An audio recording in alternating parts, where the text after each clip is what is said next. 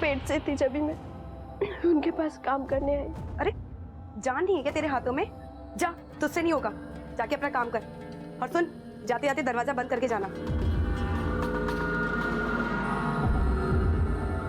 उनके पति का मेरे पे बहुत गलत नजर था। मुझे पता था कि मैं ज्यादा देर तक उससे नहीं बच सकती। सब मर्द एक जैसे होते। मेरी बात सुन। इधर इधर इधर इधर बैठ बैठ। मेरी बात सुन। तू जानती ना, तब तू पेट से, जब से मेरा उपवास चल रहा है, देख तू कितनी सेवा करती है उसकी, है ना? थोड़ी सेवा मेरी भी कर देना। मैं वैसी लड़की नहीं हूँ, मुझे जाने दो। मुझे पता है तू ऐसी लड़की नहीं है। तेरी ऐसी लड़की बहुत सारे वीडियो देखे मैंने। हर रोज ये सब होने लगा। हर रोज वो आता था और मुझे कुचल के चला जाता था। मैं कुछ नहीं कर पा रही थी। तुम्हारे साथ इतना गलत हुआ, तुमने पुलिस की मदद क्यों नहीं ली? कहीं दूसरी जगह नौकरी क्यों नहीं ढूंढ ली? मेरे पास कागज नहीं है ना, तो इन लोगों ने मुझे काम पे रख दिया। वो लोग पगार तो देते थे, लेकिन उसकी कीमत कई तरह से निकालते थे। लेकिन एक चीज था जिसकी वजह से मेरा मन लगा रहता था वहाँ। वो क्या? मैडम जी का बच्चा ऋत्विक बाबा। मेरा कोई बच्चा नहीं था ना, तो मैं बहुत खुश रहती थी ऋत्विक बाबा को अपनी गोद में खिला के। ऐसा लगता था जैसे मेरा अपना बच्चा है। ए लोकेशा, ये क्या ऋत्विक ऋत्विक लगा रखा है तूने इसे? बाबा बोला कर इसे। अगर तू इसे ऐसे बोलेगी तो घर के बाकी नौकर क्या बोलेंगे इसे? सब मैं रहती तो उनके घर पे थी, लेकिन सिर्फ एक नौकरानी। पति रोज रात को हवस निकालता था अपनी, और मैडम मुझे ऐसा देखती थी जैसे मैं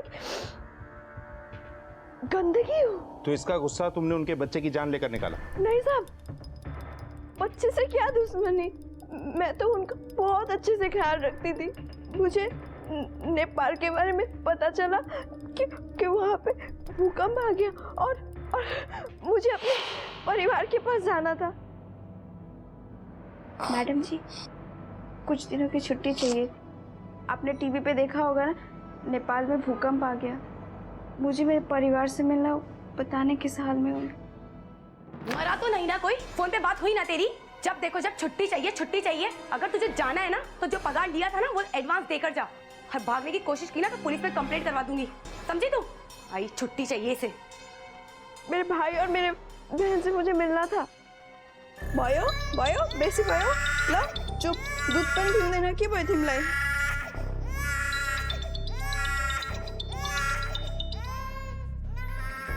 हेलो हेलो दिदी, म केसरी बोलेको। केसरी, तपाईँ कस्तो छ? तू कहाँ पे है? और तू इतने दिन से तेरा कॉल क्यों नहीं आया? तू ठीक तो है ना? दीदी मैं दिल्ली पहुंच गई। दिल्ली में क्या कर रही है तू? वहाँ पे किसके साथ है? रघु भैया के साथ। रघु? बहुत बात हो गई। केसरी, हेलो बाबा, चुप ना।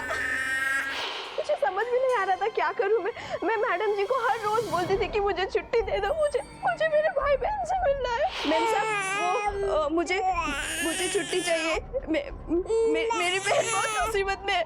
मैंने उनके सामने हाथ जोड़े, गिड़गिड़ा, लेकिन उन्होंने मुझे जाने नहीं दिया। केसरी की बहुत फिक्र होने लगी। वो रघु के चुंगल में फंस गई थी। 10वीं तक पढ़ी, बहुत सुंदर है। रघु ने जो मेरे साथ किया, मैं सोच भी नहीं सकती थी। अगर वो सब केसरी के साथ हो जाता तो मुझे बहुत चिंता होने लगी। उस दिन ऋत्विक बाबा रोए जा रहे थे। ऋत्विक बाबा चुप रहो।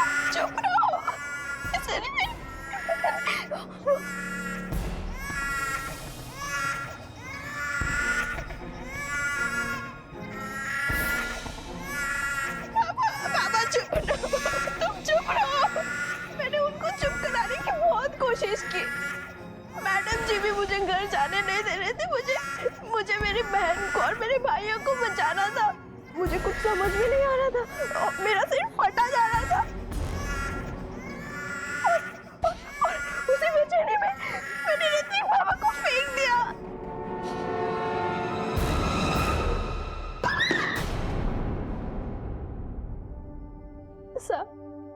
मुझे पता है मैंने जो किया वो सही नहीं किया, लेकिन उसकी सजा मेरी बहन केसरी को नहीं मिलना चाहिए। मैं केसरी को बचा।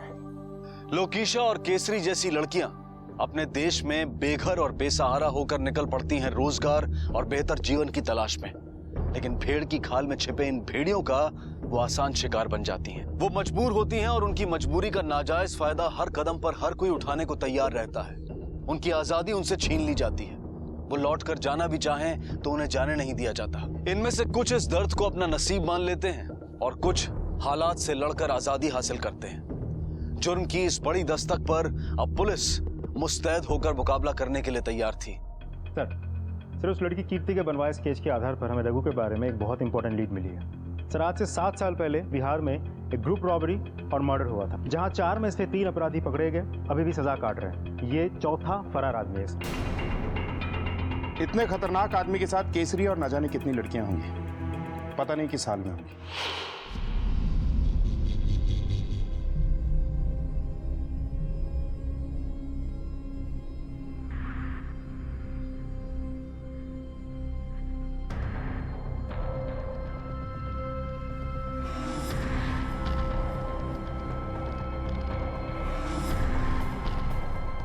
आप मुझे ऐसे छोटे कपड़े पहनाकर क्यों तैयार कर रहे हो? बहुत जल्द पता चल जाएगा।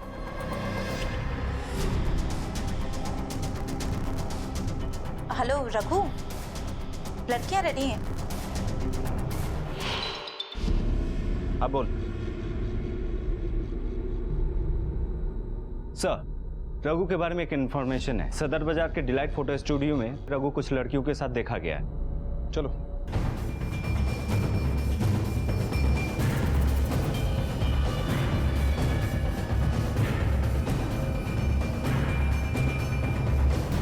इस आदमी को पहचानता? हाँ सर, ये आदमी कुछ दिन पहले ही आता है यहाँ पे, कुछ लड़कियों को लेकर कह रहा था फोटो खिंचवानी है। चल अभी देर हो गया, दूसरी को भेज। सर कुछ वीजा लगवाने के लिए बोल रहा था। इन फोटोज का फॉर्मेट 4 कंट्री से होता है, मतलब ये लड़कियों को आउट ऑफ इंडिया लेके जाने वाला है। सिंह सर, पीसीआर से कांटेक्ट करो। Yes sir. मैं लड़कियों के फोटोज और नेम मेल कर रहा हूँ। फॉरेन कंसुलेट से पता करो इन लड़कियों का गल्फ कंट्रीज के लिए वीजा लगवाया गया है क्या। रघु, लड़कियां तैयार हैं। चलो चलो जल्दी चलो जल्दी।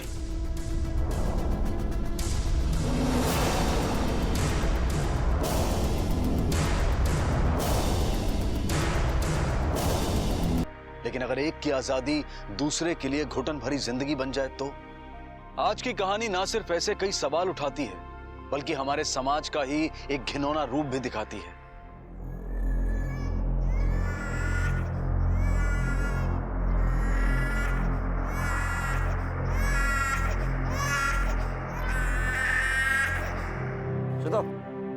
मैंने कहा लिया जानता चाहूँ। वंशु तो चिंता ना कर, चुपचाप फिर।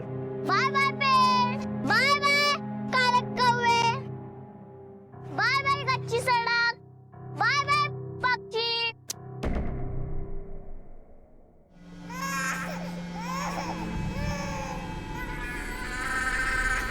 ऐसे क्यों बोल रहे हो? सब कभी नहीं मिलेंगे, ऐसा बोलो जल्दी ही मिलेंगे। ए तिमिया, चुप करा। शाम बेसी ना करा बच्चे।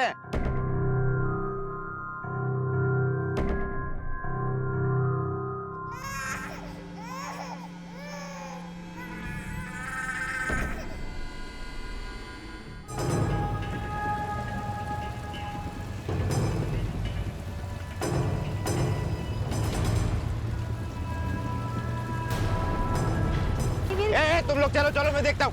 चलो।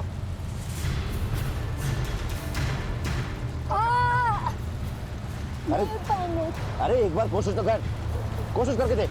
नहीं जा पाऊंगी। चल चल एक बार कोशिश करके देख, चल। नहीं जा पाऊंगी मैं।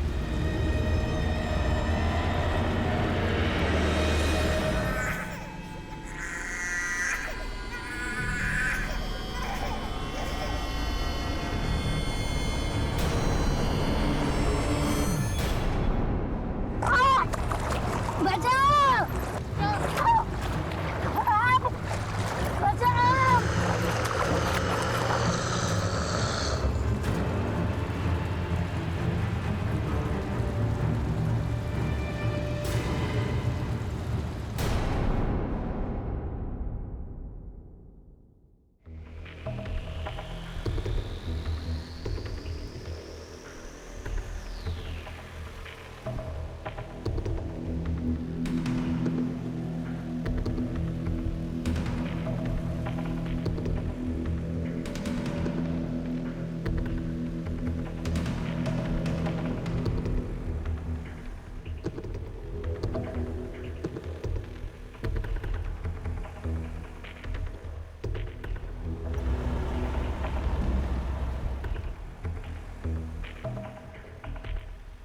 रघु भैया, हम दीदी के घर कब पहुंचेंगे? पहला दिल्ली जाएंगे, वहाँ तुम सब जन छोले कुलचे का नाश्ता करना, उसके बाद मुंबई में मिसल। दीदी मिसल क्या आता है? बच्चा, मिसल ना वहाँ का बहुत अच्छा नाश्ता होता है।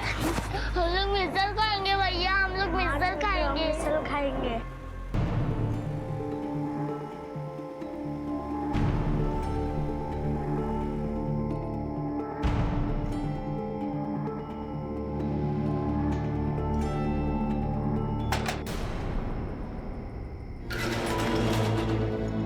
चलो।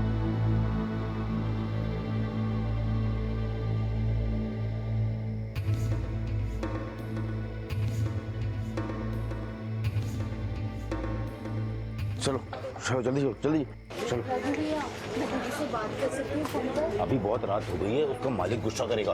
कल तुम सब जन अपने घर वालों से बात करना। चलो जल्दी चलो चलो अंदर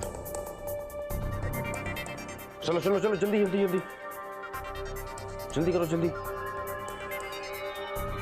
अभी तुम सब लोग आराम करो, मैं कल सुबह आऊंगा, ठीक है? क्यों लाया गया था केसरी जैसी लड़कियों को और छोटे छोटे बच्चों को दिल्ली में? क्या होना है इनके साथ? कुदरत की मार सह चुके पड़ोसी देश के ये बच्चे अब इंसानों के हाथों और क्या सहने वाले थे? क्यों भेड़ बकरियों की तरह उन्हें वहां रखा गया था? क्या इन दोनों कहानियों का कोई सिरा एक दूसरे से जुड़ा हुआ था? अरे मेरा बच्चा ऋतिक कहाँ चला गया? मेरा बच्चा ऋतिक, मेरा बच्चा ऋतिक, मेरा बच्चा कहाँ चला गया? मैं नहीं बुलाया था साहब आपको। साहब मेरा बच्चा। मेरा बच्चा ऋतिक कहाँ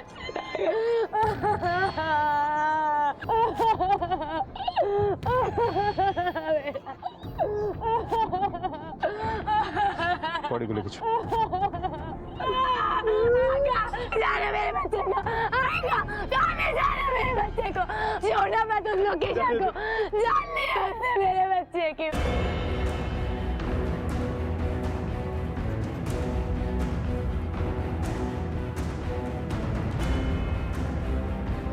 सर, लड़की का नाम लोकेशा है, नेपाली है।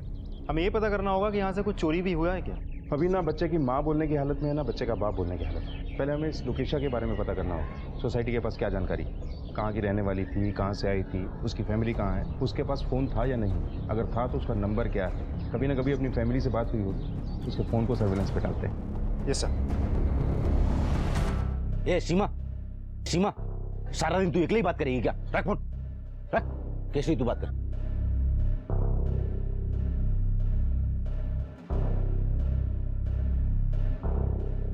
हेलो दीदी, मैं केसरी बोले को तपाईँ कस्तो छ? दीदी मैं दिल्ली पहुंच गई रघु भैया के साथ में ये बात करोगे? हाँ हेलो, पुलिस की गाड़ी। चलो अभी फोन रख, बहुत बात होगी। रघु भैया, मेरी दीदी से पूरी बात नहीं हुई है। तो बाद में बात कर लेना, चल। ऐसे कैसे चले? मेरी तो बात ही नहीं हुई है, मुझे भी अपनी दीदी से बात करनी है। ये गुस्सा मत दिला मेरे को, समझी ना? मैं तो सबकी धुलाई करूंगा। चलो चलो। आप लोगों ने मेड का वेरिफिकेशन नहीं करवाया? पढ़े लिखे लोग हैं आप, आपकी सेफ्टी के लिए ये रूल। सर, 1 साल से वो हमारे साथ में थी। जब मैं प्रेग्नेंट थी उसने सारा काम अच्छे से किया, तो हमने वेरिफिकेशन नहीं करवाया। बस इतना पता है वो नेपाल से थी। बेडरूम का लॉकर तो हमेशा बंद रहता था, ज़्यादा कुछ लेके नहीं गई, 1-2 गहने और थोड़ा बहुत कैश लेके भाग गई। पैसों और गहनों की हिफाजत का इतना ख्याल है, और बच्चे की हिफाजत का क्या? छोड़ दिया एक अनजान नौकरानी के भरोसे। सर, लोकेशा के कमरे में ना बैग है, ना कपड़े, ना उसकी कोई फोटो। सर, एक फोटो है मेरे पास उसकी।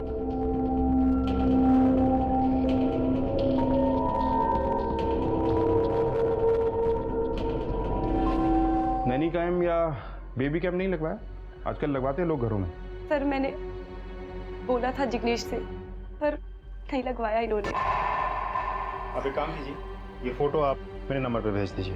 ये लड़की लोकेशा कैसे मिली आप लोगों को? वो हमारा वॉचमैन लालमणि लेके आया था उसको। साहब जी, मेरा मती मर गई थी, जो उसको मदद की।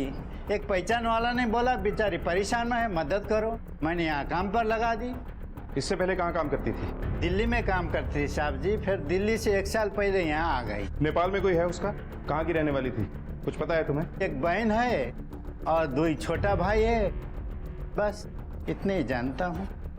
ठीक है, सर कहीं वापस नेपाल तो नहीं भाग गई? हो भी सकता है, लेकिन पहले उसके फोन रिकॉर्ड्स निकलवाओ। उसकी आखिरी सेलफोन लोकेशन पता चलेगी तभी हम कुछ एक्शन ले पाएंगे। एक मासूम बच्चे का खून हुआ, हमें जल्द से जल्द खूनी को पकड़ना है। Yes sir. लोकेशा ने इतना बड़ा अपराध क्यों किया?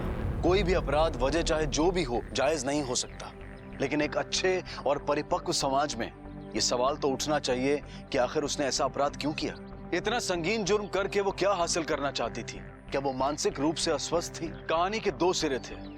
दूसरे सिरे पर थे सरहद के कच्चे रास्तों से लाए गए बच्चे और लड़कियां। क्या इनमें से किसी का लोकेशा की कहानी के साथ कोई रिश्ता था? जुर्म का जो बीज मुंबई में बोया गया था, क्या उसकी जड़ें दिल्ली में थी? पुलिस ने इस केस को बहुत गंभीरता से लिया था और वो इस अपराध की जड़ तक जाने वाले थे। सर ये रहे लोकेशा के फोन कॉल रिकॉर्ड, इधर देखिए सर। ये दिल्ली का नंबर है, दिल्ली के किसी पीसीओ से फोन आया था उसे। लोकेशा पहले दिल्ली में ही काम करती थी, ऐसा उस वॉचमैन ने बताया था। हो सकता है लोकेशा के भाई बहन भी दिल्ली में ही। Sir last send phone location Mumbai central के आसपास है, लगभग 5 बजे। मैंने ट्रेन की टाइमिंग भी पता कर लिया, दिल्ली और पंजाब की ट्रेन से। लोकेशा भागकर दिल्ली ही गई होगी, क्योंकि नेपाल में तो उसका कुछ बचा ही नहीं था। एक काम करो सर, लोकेशा का फोटो और उसका फोन नंबर दिल्ली पुलिस को भिजवाओ और बोलो कि हम भी आ रहे हैं, क्योंकि मुझे लगता है अब इस केस की गुत्थी मुंबई से नहीं दिल्ली जाके ही सुलझेगी।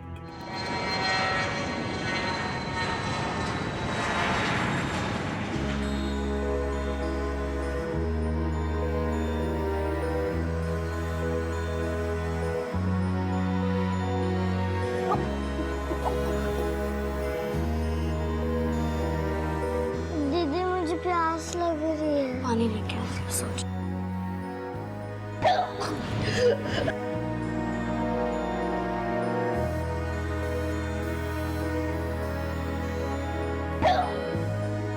दीदी यहाँ पे कितनी गंदगी रखी है, हमें यहाँ पे क्यों रखा हुआ है इतनी गंदगी में?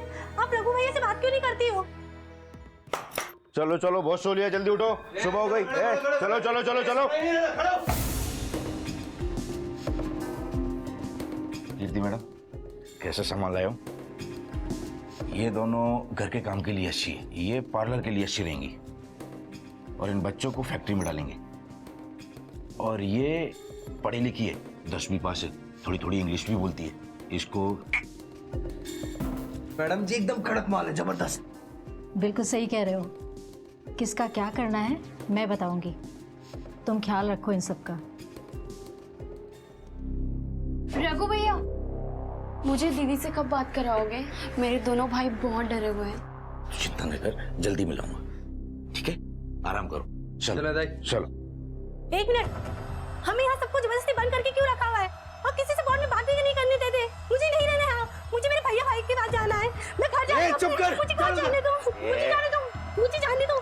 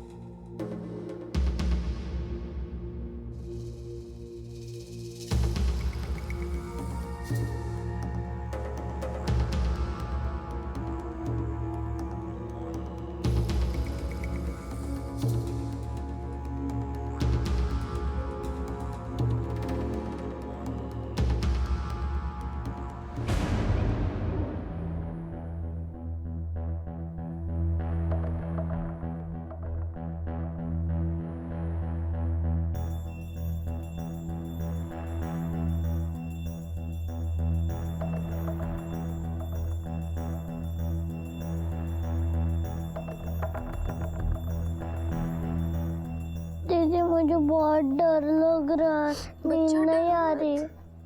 हम जल्दी घर पहुंच जाएंगे। हाँ, आंखें बंद करके तुम्हें सब कुछ याद आएगा।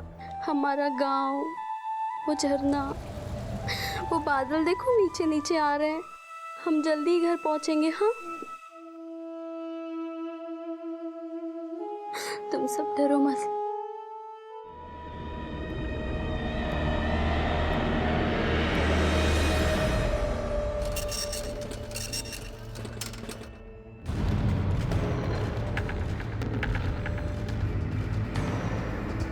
वो रहा शॉप। इस औरत को जानते हो? देखा है कभी? इसी पीसीओ से फोन किया था किसी ने इसे। नहीं सर जी, इसे देखा तो नहीं है। ये नेपाली है क्या? हाँ। इसकी बिरादरी की कुछ लड़कियां फोन करने आती थी, सब नेपाली दिखती थी। कहाँ रहती हो? यही पास में एक मंजिला इमारत है, उसी के ऊपर रहती हैं। ठीक है।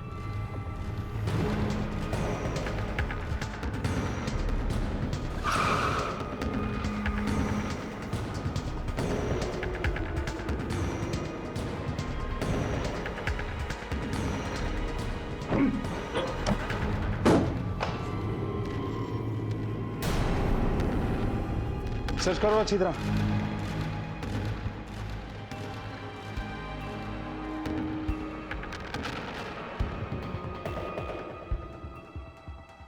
सर, हर तरफ गंद पड़ी है, वहां बाल्टी में भी।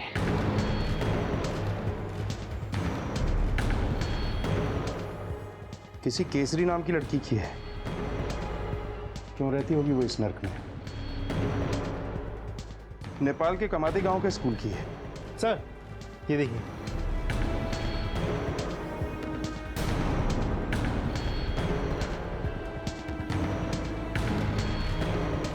यहाँ जरूर कोई क्राइम हुआ है। फॉरेंसिक टीम को बुलाओ। सर, कई सवालों के जवाब पुलिस के हाथ आते आते छूट गए और मुजरिम फरार हो गए।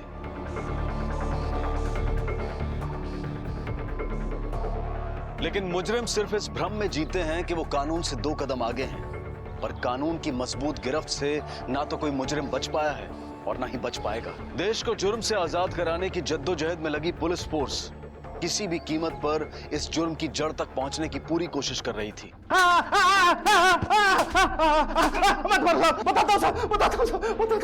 अगर कर साहब, यहाँ कुछ नेपाली लोग रहते थे, कुछ बच्चे और कुछ लड़कियां आते जाते रहती थी साहब। कभी कभी उनसे मिलने वाले लोग भी आते थे साहब। हमेशा से वही लड़कियां रहती थी? नहीं साहब, अलग अलग लड़कियां आती और जाती थी साहब। कमरा किसको किराए पे चढ़ाया था?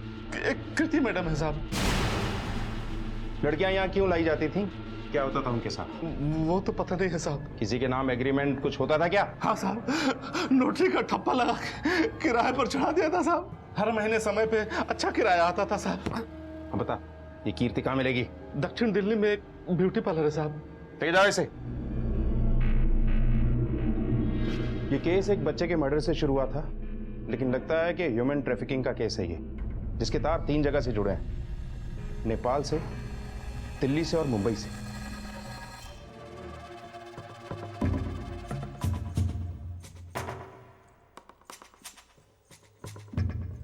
मैडम, स्पेशल वाली मसाज चाहिए, एकदम दिल खुश कर देने वाली। खन्ना साहब ने तो बहुत तारीफ की आपके बॉडी मसाज पार्लर की। ओह, तो खन्ना साहब ने भेजा है आपको? बिल्कुल। तब तो आपको मसाज भी खन्ना साहब वाली ही चाहिए होगी। एकदम। अच्छा, तुम बात कर लो। आइए प्लीज। चलिए।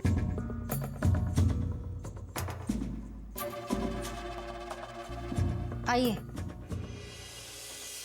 आप यहाँ बैठिए, मैं भेजती हूँ।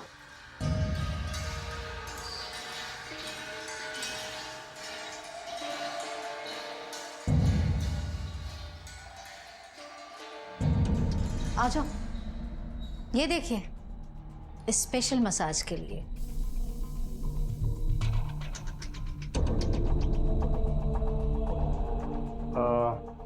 कोई फ्रेश पीस नहीं है? फ्रेश है ना? जाओ, अंदर से दूसरी लड़कियों को भेजो, बिल्कुल गुलाब की तरह, ताजी ताजी फ्रेश। अभी देखिए, आपको दिखाते हैं, ये देखिए।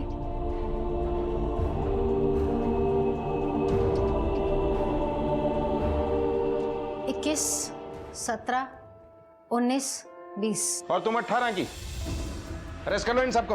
अरे साहब रुकिए ना, कुछ ले दे करके यहाँ हाँ, ले दे लेंगे, थाने में कर देखिए, लेंगे। चलो देखिए, पहुंच बहुत ऊंचे तक है। पहुंच, थाने में दिखा रहा। सिंह अंदर देखो, कोई और नहीं क्या? देखिए,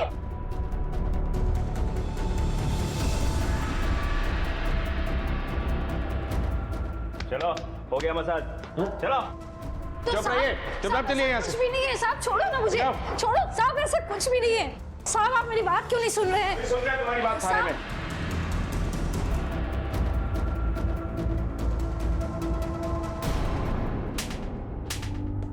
रुको।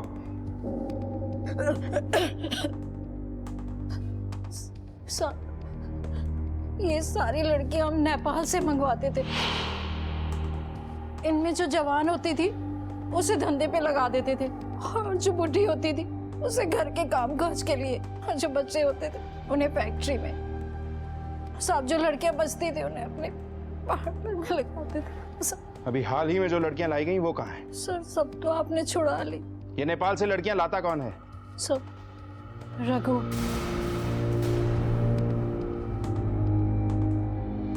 कहाँ मिलेगा ये रघु?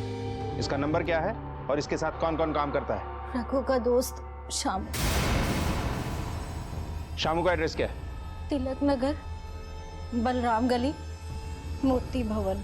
इनकी मदद से रघु का स्केच बनवाओ, सारे थानों में सर्कुलेट करो और पोस्टर भी लगवाओ।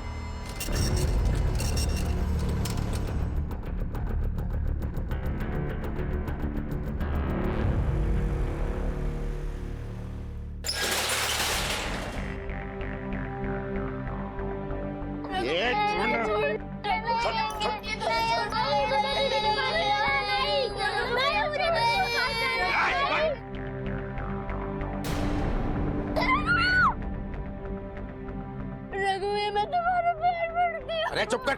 इन बच्चों के साथ कुछ मत करना भैया, ये तो बहुत छोटे हैं। तू डरना मत। लाखू जैसे दीदी दोनों को ख्याल रखती है ना, वैसे तू रखेगा ना इसका ख्याल। आंखें बंद करोगे ना तो अपना घर, अपना गाँव, अपना पहाड़ सब नजर आएगा।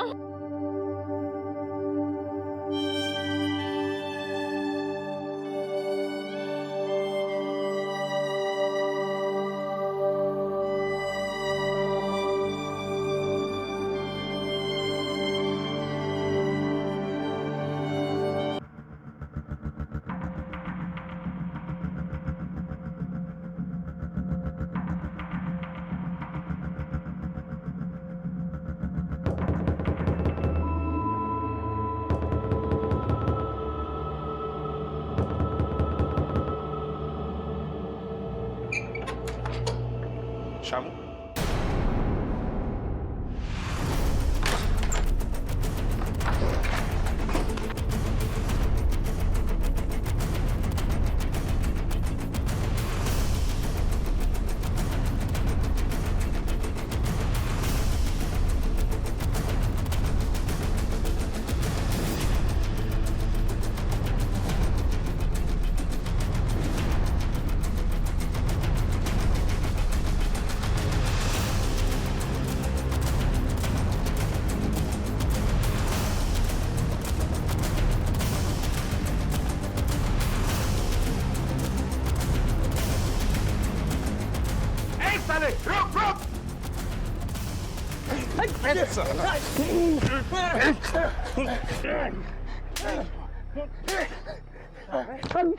निर्दोष लड़कियों और मासूम बच्चों की तस्करी करता है, बाकी की जिंदगी जेल में सड़ेगा तू। साहब मैंने कुछ नहीं किया साहब। साहब मैं तो सिर्फ मदद करता हूँ, बाकी सब काम तो रघु करता है साहब। वो नेपाल से लड़कियों को लेकर आता और उनके परिवार वालों से कहता कि उनको अच्छी नौकरी दिला देगा। लोकेशा का साहब? लोकेशा तो सर मैंने सिर्फ नाम सुना है साहब, मैंने उसे देखा नहीं है, लेकिन रघु से लेकर आया साहब। केसरी और उसके दो छोटे भाइयों से मैंने उसका नाम सुना था साहब, लोकेशा का नाम। इसके अलावा मैं कुछ नहीं जानता साहब। रघु कहाँ है? रघु कहाँ है? साहब रघु लोगों को लेकर ओखला निकला है साहब। ओखला में क्या है? साहब ओखला में टाइल बनाने वाली फैक्ट्री है साहब, वहीं बच्चों को लेकर गया है।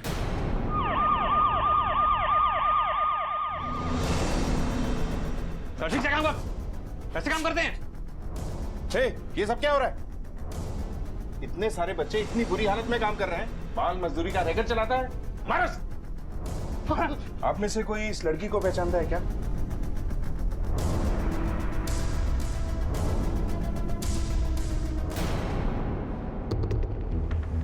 साहब ये मेरी बड़ी दीदी लोकेशा है और छोटी दीदी केसरी को रघु भैया लेके गए, और मेरा भाई महेश उस कमरे में है। कहाँ है बच्चा? कहाँ है? चल! कहाँ है बता?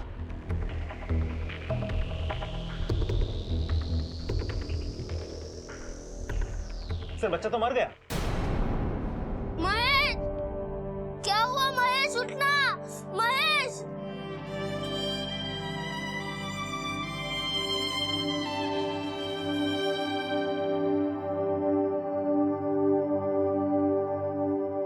महेश, महेश क्या हुआ? बेटा लक्ष्मण, तुम्हारे भाई को किसने मारा? जब केसरी दीदी चली गई थी तब महेश बहुत रोने लगा। फिर रघु भैया ने उसे गुस्से में बहुत मारा। बेटा जिसने भी तुम्हारे भाई को मारा है उसको सजा जरूर मिलेगी।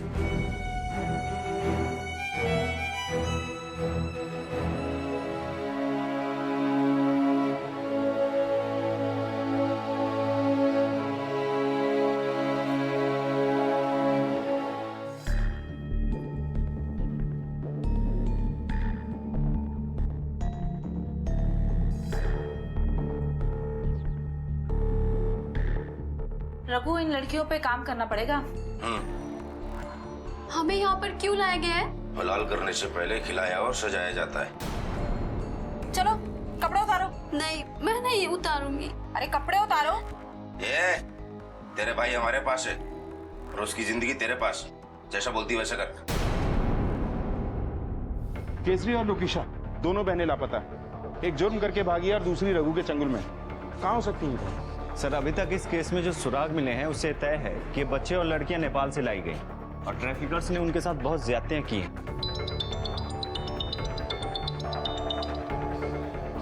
हेलो, ओके सर, लोकेशा का पता चल गया है। लोकेशा, बहुत घुमाया तुमने, चलो थाने, लेके चलो इसे।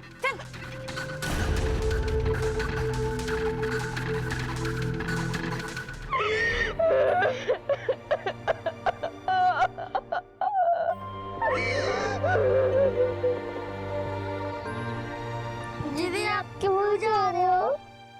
आप मत जाओ। दीदी आप क्यों जा रहे हो? हम यहाँ पे सब अकेले पड़ जाएंगे। तेरा नानू, घर बनाना है। तुम्हारी आधी पढ़ाई भी बाकी है ना? हाँ। तुम अभी से ऐसा करेगो तो कैसे होगा? तुम मेरी गुड़िया हो, है ना? तुम्हारी आंखों में आंसू अच्छा नहीं लगता। तुम पढ़ाई पे ध्यान देना, ठीक है? और मनोहर काका है ना, उनके पास मैं पैसा भेज दूंगी और आज से तुम्हें इनके बाप और तुम्हें इनके पापा। हाँ दीदी, ठीक है? मैं ख्याल रखूंगी।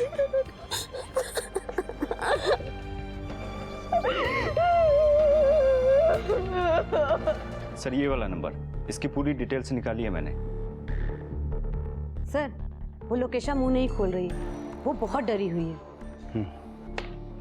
सिंह, ये केस कहाँ से शुरू हुआ था और कहाँ पहुँचा है? इस केस से जुड़ी हर वो बात जो लोकेशा जानती है हमारे लिए जानना बहुत ज़रूरी है। और ये भी कि उसने बच्चे को क्यों मारा। लेकिन उसे सच बुलवाने के लिए हमें कोई ना कोई तरीका अपनाना पड़ेगा। Yes sir.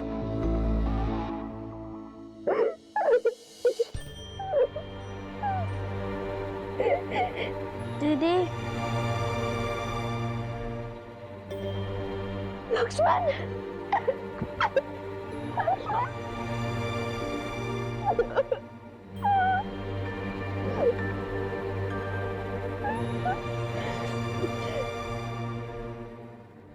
महेश और केसरी का। दीदी महेश मर गया।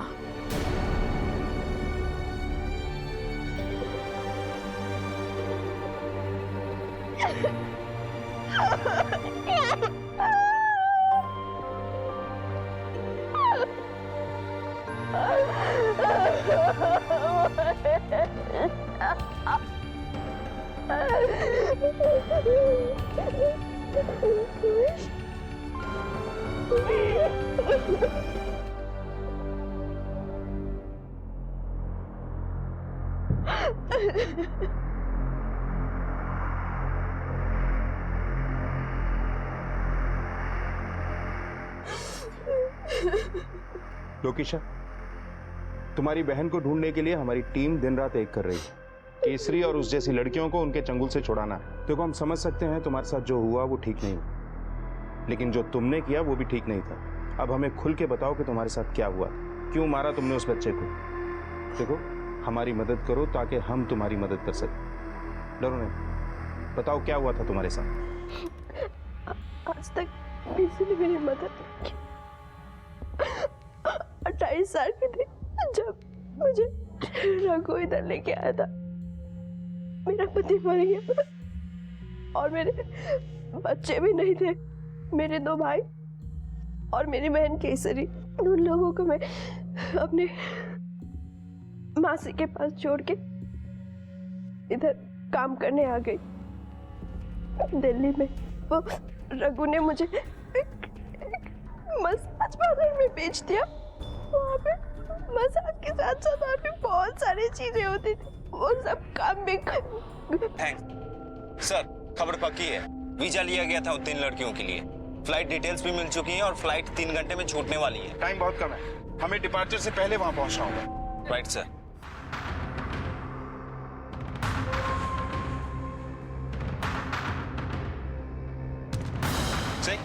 एयरपोर्ट अथॉरिटीज को अलर्ट कर दो।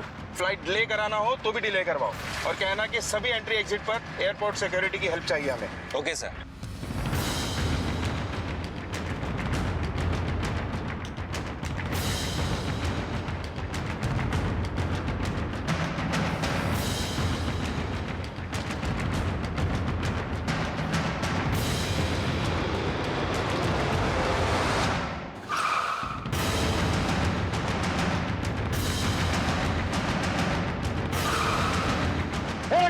उधर नीचे। रघु रुक बोला तेरे को। रुक। रुक।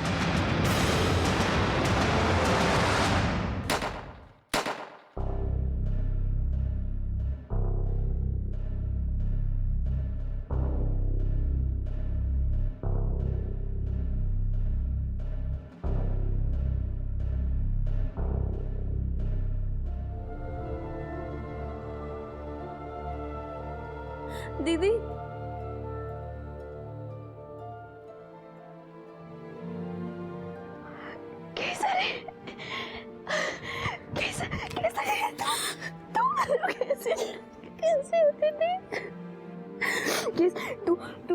तू ठीक है ना? तुझे चोट नहीं आई ना? केसर ये क्या पहना है तूने?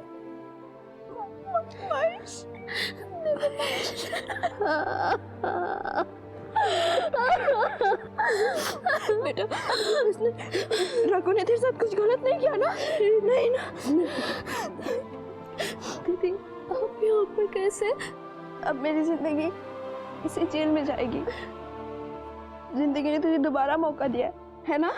तू इसे गवाना मत, किसी के भी झांसे में मत आना, ठीक है? और अपने सारे सपने पूरा कर, लक्ष्मण का ख्याल रख, अपना भी पूरी तरह ख्याल रखना, ठीक है? पूर्ण स्वराज की इमारत मानवता और समानता की नींव पर खड़ी होती है।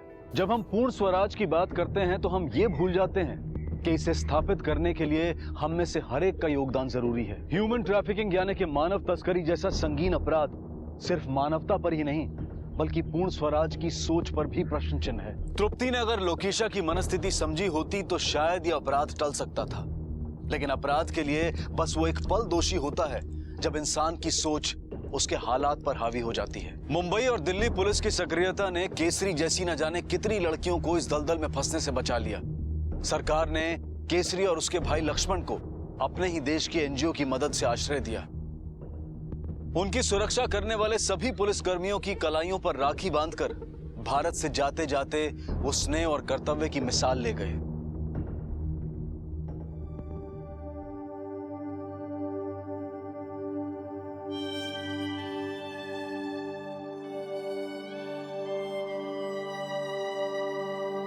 मुझे दो, मैं देखता हूँ।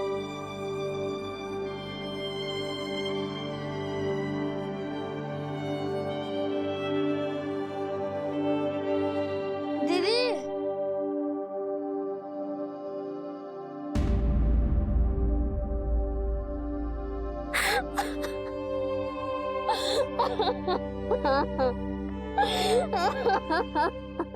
लगभग 6 लाख से 8 लाख जीते जागते इंसान हर साल अवैध रूप से इंटरनेशनल बॉर्डर्स पार कराए जाते हैं। इनमें से ज्यादातर बच्चे होते हैं। ये बच्चे प्रोस्टिट्यूशन यानी देह व्यापार या बाल मजदूरी के लिए इस्तेमाल किए जाते हैं। इनसे इनका बचपन छीन लिया जाता है, जवानी लूट ली जाती है। जब हम अपनी सुख सुविधाओं के लिए दूसरों की आजादी को कुचल देते हैं, तब ऐसे संगीन हालात पैदा होते हैं। शोषण, असमानता, जुल्म, जब तक किसी भी समाज में ये रहेंगे, तब तक पूर्ण स्वराज एक सपना ही रहेगा। सब मिलकर कदम उठाएंगे तो अपराध टल भी सकते हैं और उनसे मुक्ति भी मिल सकती है, और ये है असली आजादी। इसी विचार के साथ अब मैं अनूप सोनी आपसे विदा लेता हूं। फिर मुलाकात होगी अगले एपिसोड में जुर्म की एक और कहानी के साथ। तब तक अपना और अपने परिवार का ख्याल रखें और देखते रहें क्राइम पेट्रोल डायल 100। सबक एक को, सीख हम सबको।